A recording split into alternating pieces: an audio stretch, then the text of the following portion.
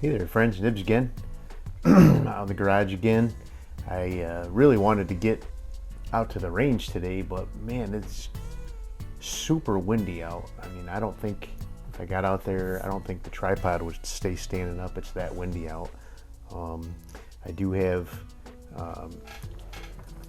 one more piece for a mail call. That'll be very interesting. You guys will like that.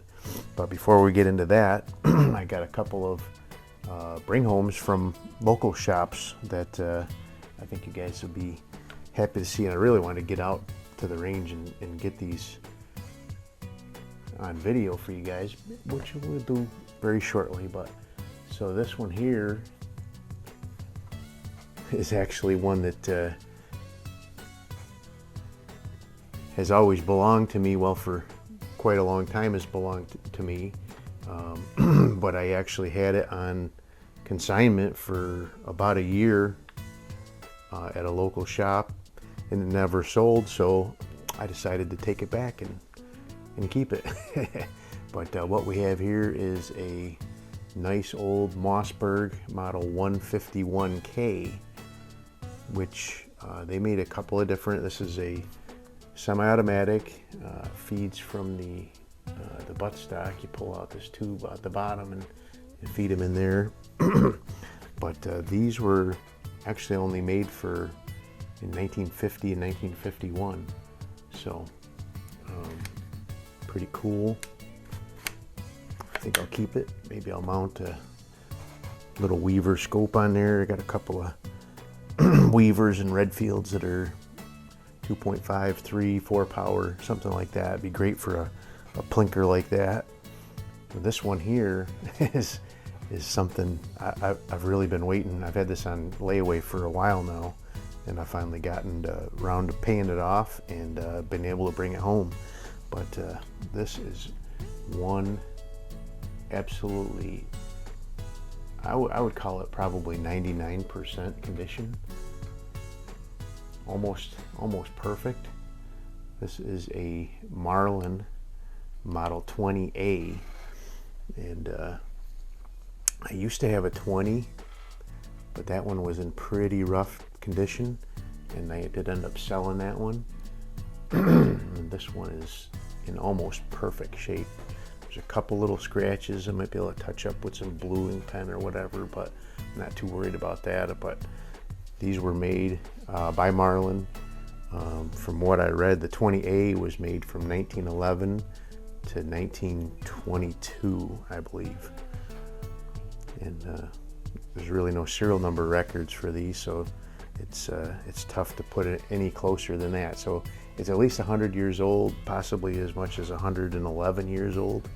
And just look at, I mean, the bluing is almost perfect. There's a little scratching on the bluing where the pump handle was moved. There's an exposed hammer in the back. Cock it like so. Very much works like the Model 39 as far as the action goes, except for you use a pump handle instead of a lever handle to pump those. So let me set these two 22s off out of the way here.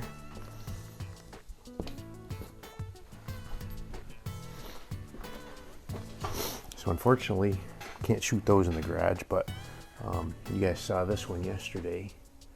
That's the Daisy Model 62. I did take it apart and clean it all up. It wasn't in bad shape at all, but played around with the trigger. It was about 1 pound 7 ounces, and I was able to get it down to where it safely still sets the sear down to right around 8 ounces is what I'm sitting at right now. I may bring it up a little bit more, get it up around 10 or so, just to make sure it stays safe. But this one here, I told you there was another surprise coming, and that's what we have here in this box. I do believe they listed it as untested, so it may or may not hold air, and we'll have to see. It's nicely packed. the box, and then a bubble mailer inside the box.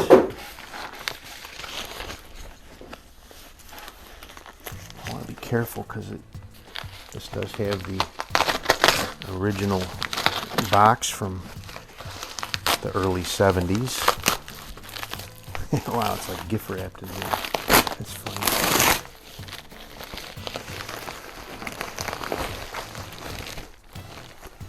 Certainly did a good job of wrapping this thing. It's inside of a Ziploc bag. It's inside of some really weird they wrapped it up in like birthday present wrapping paper. So the box was in pretty tattered shape, and I've been doing some investigation on what can be done to clean up a box. But what we have here is another ampell, and they call it the Plinkin Whiz pistol, but this is the another one of those acro2s.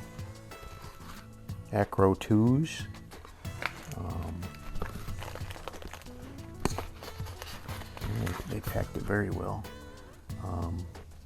Another one of the acro2s by Ampell Arms. And this one here is supposed to be the 22 caliber version, and it looks like it is. And this one actually has the clip for the CO2 cartridge in there and everything. So it looks like the seal up inside there is in pretty tough shape, very similar to the other one that I had. I replaced that seal as well. But so it came with the original box, a tin of ampell pellets. Let's see, open that up. See what's in there. Oh, these are actually 22 caliber lead BBs. That's pretty cool.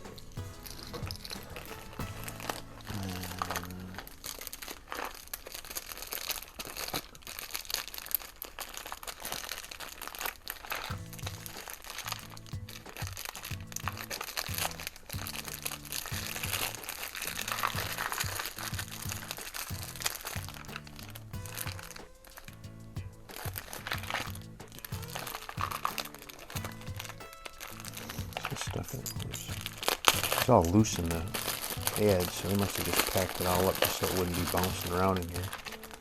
But pack of new old stock Crosman Copperhead power pellets, and an old pack of Crosman 22 caliber pellets. Save those are just for vintage, for storage, or for show. But yeah, the box is pretty tattered, but I've been watching some videos and stuff, and there's quite a bit we can do to kind of preserve that a little bit better. And I don't think it'll hold air, but I'll grab a CO2 cartridge and throw it in there. Don't want to keep you guys on here too long. Set this box off to the side.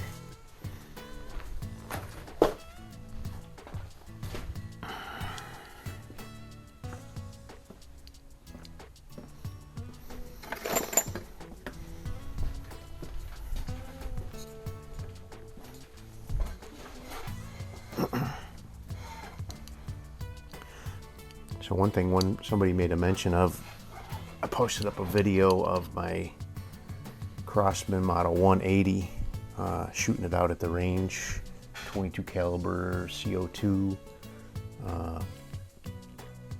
pellet gun, and I loaded a new cartridge in it, and I didn't put a drop of oil on it, and somebody called me out on it. Well, I don't know if I called me out on it, but mentioned it.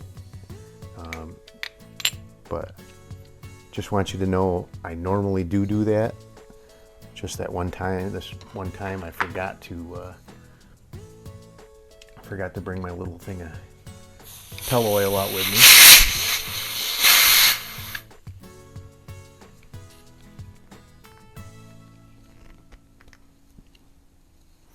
Well, maybe I can get a shot or two anyway.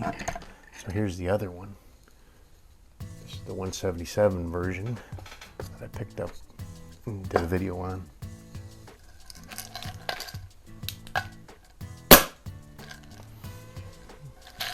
At least the valve works. I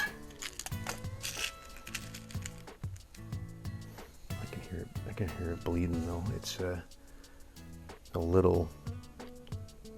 There's a little seal up in the top where the CO2 meets up and gets pierced. It's working though, so that'll be an easy fix. These are such a simple mechanism to take apart. And it'll be good as new in no time.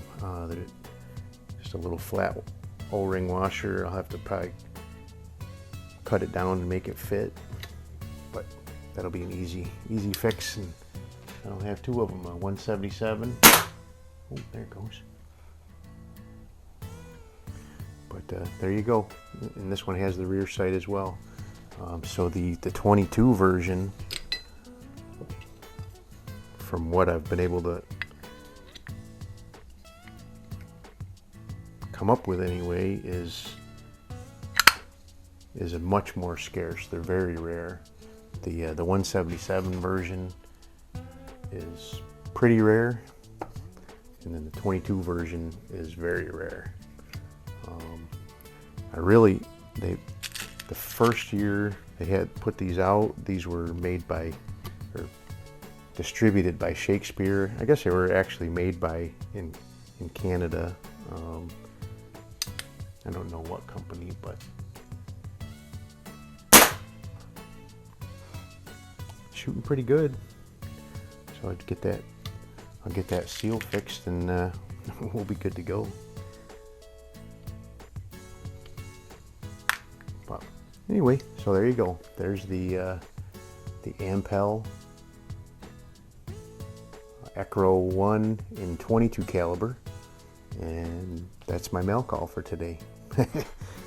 So anyway, if you liked the video, please like, share, and subscribe. If you hit that notification bell, you'll get notified when I do post up new videos. But until next time, have a great day.